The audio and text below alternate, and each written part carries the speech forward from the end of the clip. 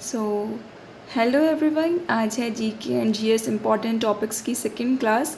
And इस class में जो है हम देखने वाले हैं इम्पॉर्टेंट केव्स ऑफ इंडिया के बारे में। ओके, सो आप लोग हेडिंग डाल लीजिए कॉपी पे सबसे ऊपर, केव्स ऑफ इंडिया इम्पॉर्टेंट जो कि पूछी जाती हैं और उनसे रिलेटेड क्या क्या पूछा जाता है, आज हम उसके बारे में जो है वो डिस्कस करने वाले हैं। ओके, सो सबसे पहले हम बात कर लेते हैं जो सबसे इम्पॉर्टेंट केव्स जो पूछी जाती है वो है अजंता केव। ओके, इसको हम रॉक कट केव भी कहते हैं।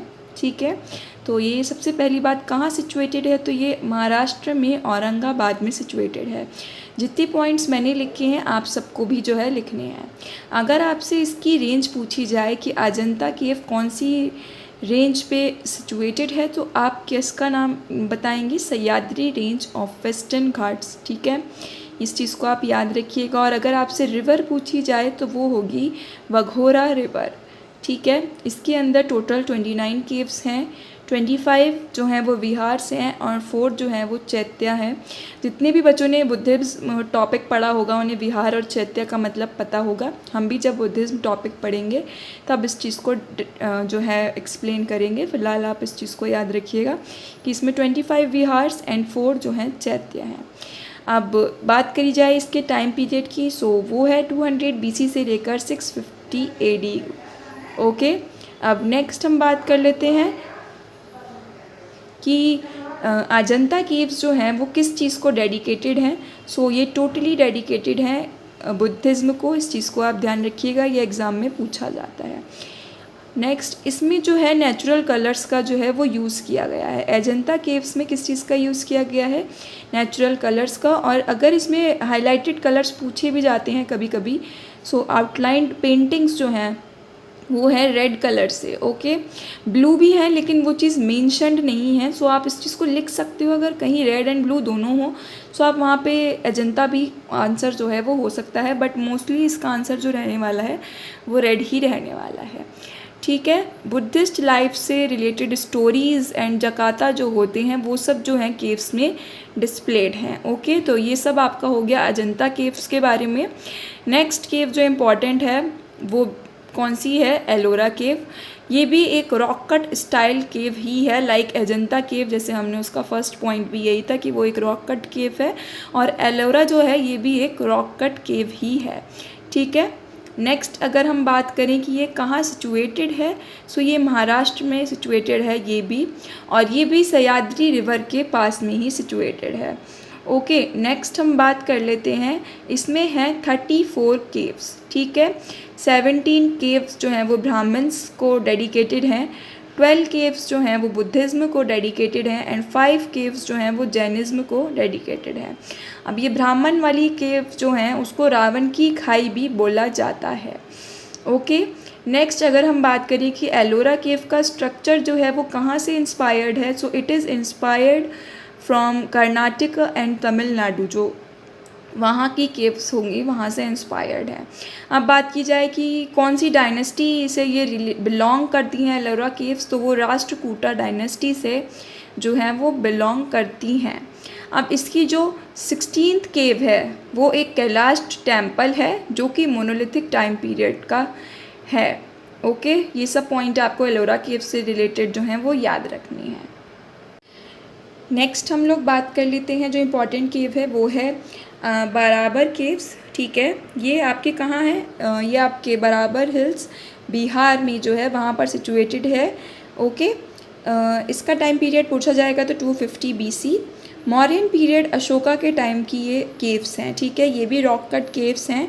ये भी एक आजीविका सेक्ट को शो करते हैं, बुद्धिज़्म, जैनिज़्म एंड हिंदुइज़्म।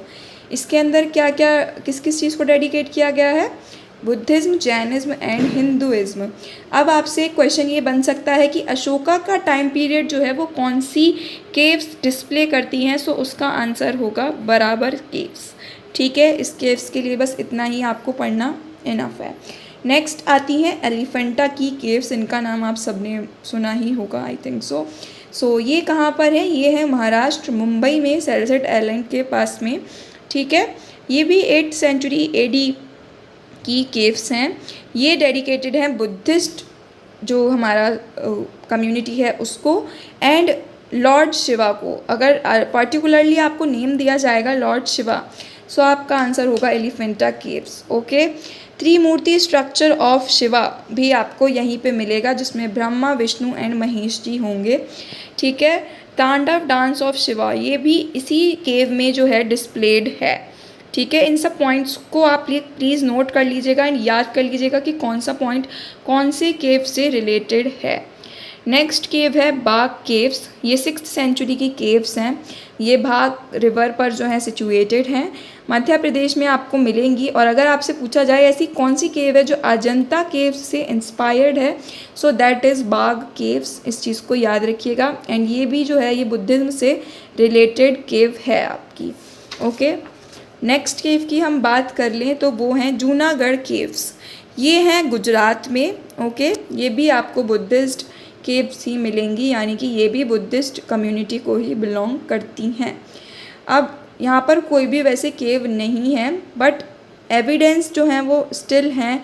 खपरा में, ऊपरकोट, बाबा प्रियाय जगह, इन 3 जगह पर जो है इसके एविडेंस अब भी हैं। इसका जो स्ट्रक्चर है वो कैसा है, अपर कोट स्ट्रक्चर। ठीक है, और अगर इससे रिलेटेड डायनेस्टी पूछ ली जाए तो वो है रुद्रमन डायनेस्टी। ओके, नेक्स्ट हम बात करेंगे उदयगिरी केव्स की। सो ये सिचुएटेड हैं ओडिशा में, और ये बनवाए गए थे चंद्रगुप्त सेकंड के द्वारा 5th सेंचुरी में, और ये जो है हिंदुइज्म को जो है ये रिलेटेड है। ठीक है, नेक्स्ट है कन्हारी केव्स जो कि है मुंबई में। इसके अंदर पूरी 109 केव्स हैं, और अगर आपसे पूछा जाए कि किस तरीके की केव्स हैं, सो ये बसाल्टिक रॉक से बनी हुई केव्स हैं, इंस्पायर्ड बाय महायाना। ओके, ये टॉपिक जो मैंने आपको बताया है इससे रिलेटेड क्वेश्चन आते हैं। एंड जितनी भी केव्स से जो क्वेश्चन इंपॉर्टेंट बनते हैं मैंने आपको बहुत वही लिखवाए हैं। अगर थ्योरी लिखवाने बैठो तो हर केव से रिलेटेड बहुत कुछ है, लेकिन एग्ज़ाम ओरिएंटेड थ्योरी ही मैंने आपको पॉइंट्स जो हैं इसमें दिए हैं। आप इन्हें नोट्स कर बनाकर याद करें। एंड यस, कोई इंक्वायरी हो तो आप कमेंट सेक्शन में पूछ सकते हैं। Thanks for watching my video.